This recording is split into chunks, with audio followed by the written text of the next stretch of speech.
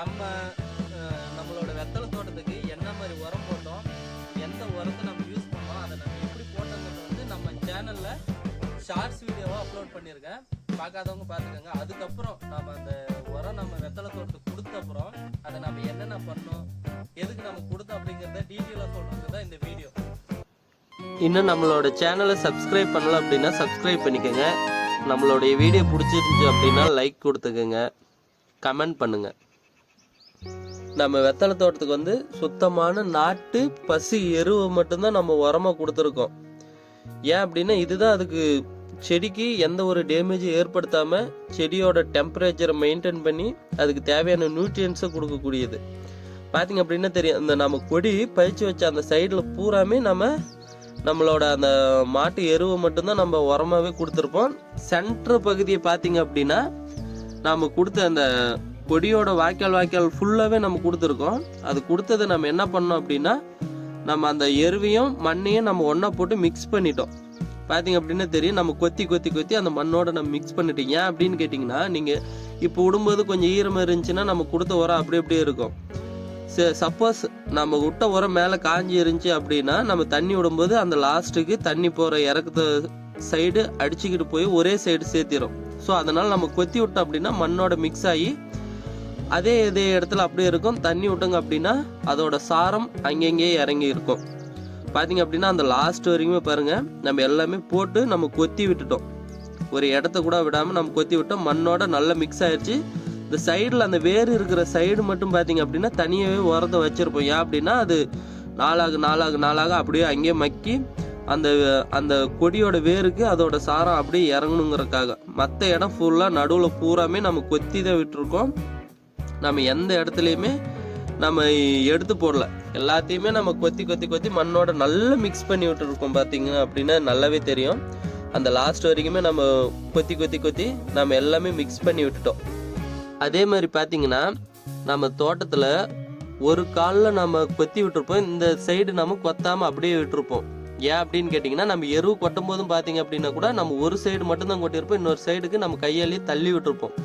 ஏன் அப்படின்னா இந்த சைடு நம்ம கொடியை இறக்கி வச்சுருக்கோம். பார்த்திங்க அப்படின்னா தெரியும், கொடியை இறக்கி இந்த சைடு நம்ம பதிச்சு மண்ணுக்குள்ளே வச்சுருக்கோம். ஸோ சப்போஸ் நம்ம வெயிட்டை வச்சு நம்ம எருவை நம்ம தள்ளிட்டு வரும்போது நிறைய கொடி அந்த கண்ணு உடஞ்சி கொடியை வாடுறதுக்கான வாய்ப்பு நிறைய இருக்குது.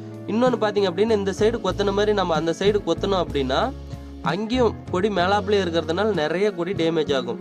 ஸோ அதனால் மட்டும்தான் நம்ம இந்த சைடு கொத்தி விட்டோம், ஒரு சைடு நம்ம கொத்தாத அப்படியே விட்டுருக்கோம். இந்த சைடு கொத்தாத சைடு இன்னொரு வாட்டி நம்ம மண் அதுக்கு எல்லாம் மண்ணு கொட்டிட்டு அதுக்கப்புறம் தான் நம்ம கொத்தியே விட போகிறோம். அது வரைக்கும் நம்ம கொத்த மாட்டோம்.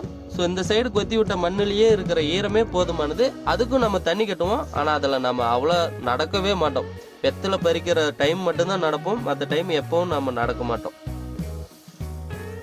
நம்ம இந்த எருவு வந்து பார்த்தீங்க அப்படின்னா 6 மாதத்துக்கு ஒரு வாட்டி நம்ம தோட்டத்துக்கு கொடுக்குறோம். கம்பல்சரி கொடுத்தே ஆகணும். ஏன் அப்படின்னா தான் அந்த கொடியோட வளர்ச்சி. இது வந்து நம்ம முன்னாடி இருந்து சொல்கிற மாதிரி இது ரொம்ப லாங் டைமாக வரக்கூடிய கொடி.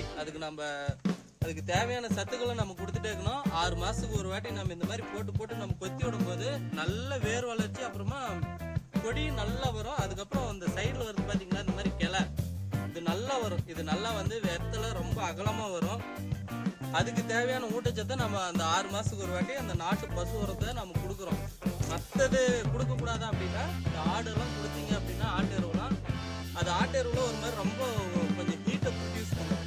அதுக்கப்புறம் இந்த ரசாயன உரம் அதெல்லாம் நம்ம யூஸே பண்ணுறதில்ல. இந்த வெத்தலை தோட்டத்துக்கு இந்த ரசாயன உரங்கிறது எதுவுமே கிடையாது.